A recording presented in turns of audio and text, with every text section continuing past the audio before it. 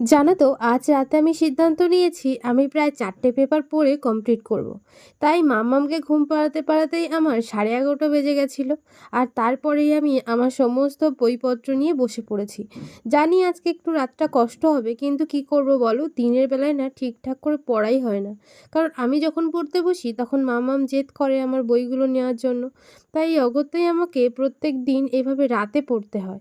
আর প্রত্যেক দিনও পড়া হয় না জানো, যখন মাম্মামের বাবা বাড়িতে আসে তখন তো আর রাত্রিতে জেগে পড়তে পারি না। কারণ ওর বাবা তো সারা সপ্তাহ বাইরের বাইরে থাকে। আর ওখানে তো অনেক খাটাখাটনি হয়, কেমন খায় কেমন ঘুমায় কিছুই জানি না। তাই জন্য বাড়িতে আসলে ও একটু বেশি করে রেস্ট নেয়।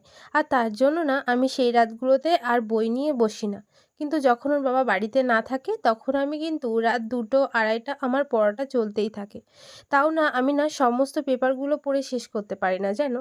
যখনই মাম্মাম দেখে আমার পড়া আজকে ভীষণ প্রয়োজন, সেই দিনই ও ঘুম থেকে উঠে যায় আর চিৎকার চেঁচামেচি করতে থাকে।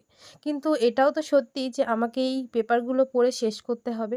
আজ আমি প্রায় 3.5 ঘন্টা একটানা বই পড়তে পেরেছি। আর জানো তো, এই 3.5 ঘন্টার মধ্যে আমি মাত্র 4টে পেপার পড়ে মুখস্থ করতে পেরেছি। বই তো পড়া কমপ্লিট হয়েছিল আর শুতে আমার 3টা